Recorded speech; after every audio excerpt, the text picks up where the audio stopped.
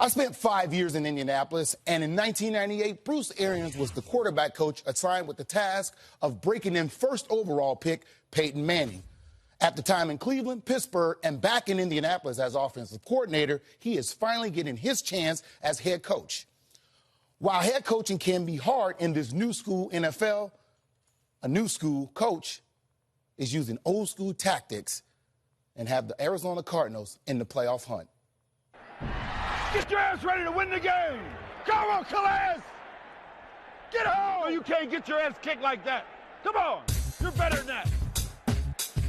People see you, they see the Kango and they hear the bravado. In your words, who is Bruce Arians? Teacher, father, husband, sorry golfer. It's our ball game. They can't beat us. We got to score every possession. Shake it off now. Hey, don't even think about that play no more. No panic. Just keep rolling now. Keep rolling. You coach many places. One particular time I want to talk about Alabama under Bear Bryant. What was that like? Oh, that was a learning experience every day. I thought I knew everything. I was 26. I thought I knew everything. He'd tell you cocky little thing, boy, tear me up every week. And we had a great relationship in that I would never back off. He'd rip me, I'd go straight to his office. Coach, you're doing fine. He just loved ripping me in front of the other coaches. He just wanted to see if I was going to keep coming back. There's a big picture of him that's been over my shoulder in my office for 34 years. The last thing he said to me when I took the Temple job off his staff, coach him hard and hug him later.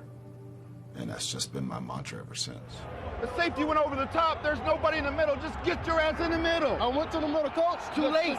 Too late. To coach him hard, they got to know you care about them. You're talking about football, not the person. Your football stinks. You're a hell of a guy. I love you off the field. Stanton dropped. He had a touchdown, and Jerron Brown just flat out dropped it. Hey, why would you jump, baby? Oh, no. Just relax and catch the ball. 2 weeks ago, you're 9-1. Not only are you in the playoff hunt, you have the best record in the NFL. After 2 losses, what do you tell your guys about the playoffs and making the playoffs? We got to take care of business this week. We had a great week of preparation last week. We showed up at the stadium with no passion and energy. I don't care who you're playing in this league. You better have passion and energy, or you're going to get beat. And we got beat soundly. Is there a concern? Are you concerned about showing up to the stadium without the passion and I don't think we're going to have that problem again. You're as good as your film. That film stinks so bad. And if you're not embarrassed, then you shouldn't be a Cardinal. It's not easy to stay in first place. It's kind of easier to get there than it is to stay.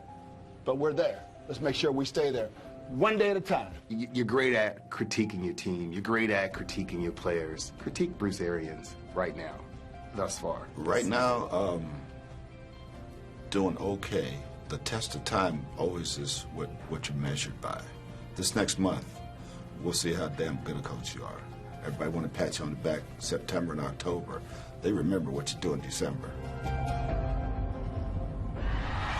And guys, I met Bruce back in 1998, and there's 3 words that it always describe him. And he's a very confident guy. He's a very loyal guy, but he's an honest coach. And when you work with him and you listen to him coach, he's honest with you about what you're doing when he does wrong. And I believe that's what the Arizona Cardinals are responding to, and what he believes is going to get them over the hump, coming down the stretch. And I think that's what all players respond to. Sometimes we don't like to hear the honest truth, but eventually we appreciate that from a coach. And it's fun when you go back to different places where Coach Arians been. You go to Pittsburgh. I was in Indy's training camp this year, and then I talked to guys in Arizona. Everyone loves him, and they love him because he's that guy. He's that guy regardless of where you're at, whether he's coaching with Bear Bryant, he's going to tell him the honest truth, or whether you're the quarterback for his football team. Mooch, can they win the West and get in the playoffs? Well, first of all, that was really a good piece, Marshall. Well done. If he wins the West, okay, now I know he was 9-1 at one point in time, but the toughest part of his schedule is coming up. If he wins the West, he's going to be the coach of the year again, this guy. It's going to be difficult because all these injuries. I don't know if Fitz is going to play, and if he does, he's gimping a little bit. And Ellington and Matthew and Dockett, they're missing a lot of parts. They were in the beginning of the season. And then the schedule gets brutal, doesn't it? They have Kansas City. Got to win that Kansas City game at home. But then it's at St. Louis and Seattle again and 49ers. Man, if he wins this, it's going to be very difficult to win the division. And I'm worried, too, and because you talk about their opponents and you talk about the defenses they're facing, because to me the biggest struggle is the offense right now. They can't find ways to help Drew Stanton out. So Kansas City, a top 10. Seattle, top 10 defense. The Rams, not a top 10, but they're playing like it right now. So I'm worried about this offense. Can they score enough points to win the West? The one thing in talking to Bruce, he really believes that the film is going to say a lot to what these guys need to improve, and he believes that his team is going to respond. And when you listen to him, you just believe that this guy understands and knows what's going on and what he can do.